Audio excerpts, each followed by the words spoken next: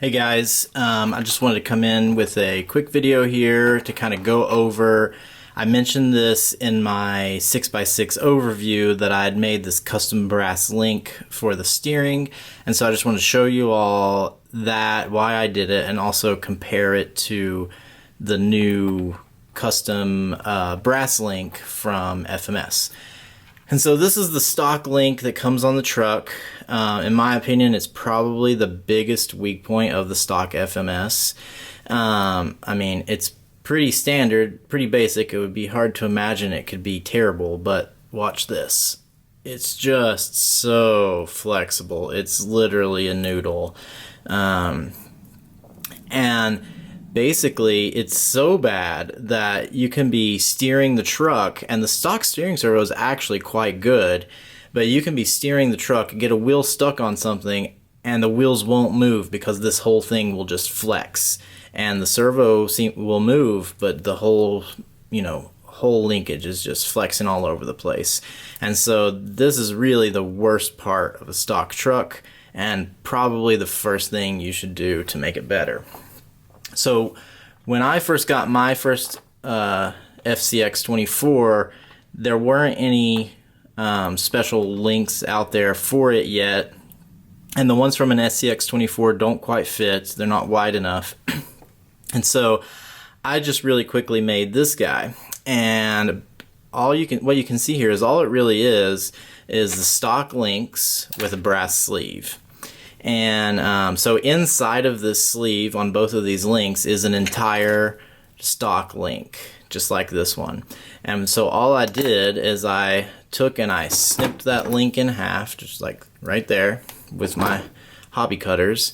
And then I went down to the hobby shop and I found the brass rod, the smallest brass tube actually, that this would slide inside of. And that turns out to be this guy.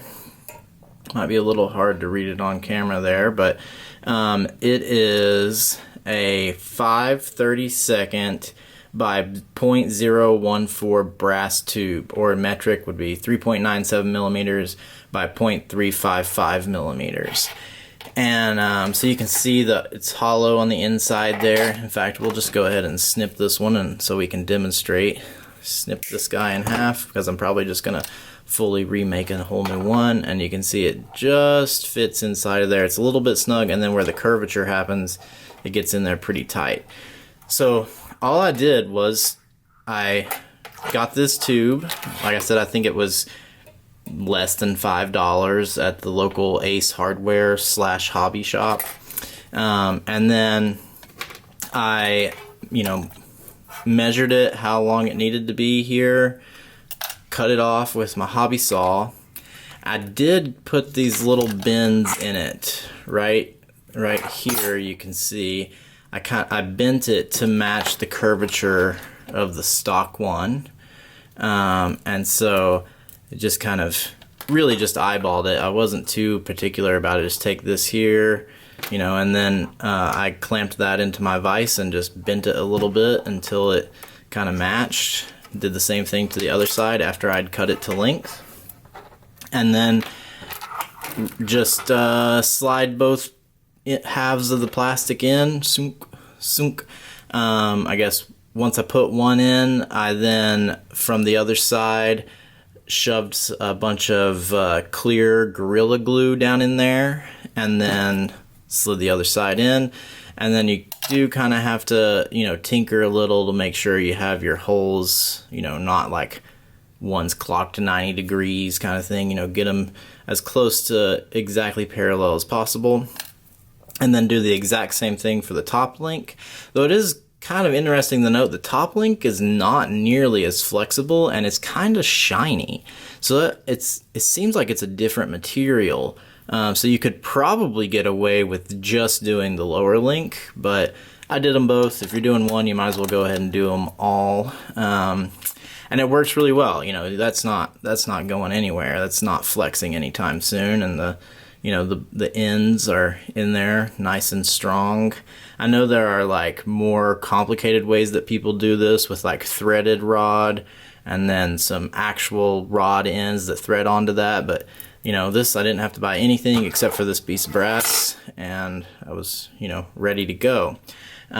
Since they have made this guy, which is it's from FMS, and it is the brass steering link, just direct swap for the stock one. Obviously a lot stronger, a lot stiffer, and bolts up and works really well. I haven't actually ran this on a truck yet, but it's going to go on this guy with the Furitech chassis when it's done. So anyway, let's kind of compare the weights. The stock links, they come in at 2 grams, so not much. And then my custom one, a little bit heavier, but not too much. We're looking at 6 grams. So you've gained 4 grams at your lowest, most forward spot possible. You know, you could probably add some more if you use different brass or something like that, like a different size tubing or something like that. And then this one from FMS is 13 grams. So this one adds about 11 grams. This one adds about 4 grams. This one costs $13, and you got to wait to get it from FMS. It takes me about 2 weeks to get stuff from them.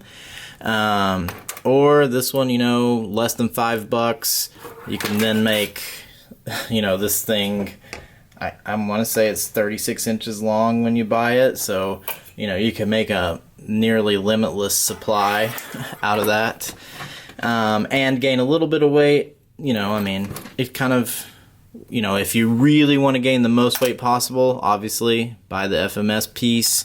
Direct bolt on, super easy, no problem. Takes 2 minutes to swap it out. If you just want to make yours stiffer in a pinch and have the benefit of adding just a few grams, well, this is way cheaper. Seems to work just as well, and I've had 0 problems out of it, and it will take you, you know, 10 minutes of work max. So yeah, I do recommend that you do one of these things, just because, like I said, this stock link is the weakest part of the whole truck in terms of performance, and changing that will dramatically improve everything about the way the truck drives. And especially if you're going to upgrade the steering servo, you're wasting your time doing that if you're not getting a better link. So, yep, that's that. Thanks a lot. Bye.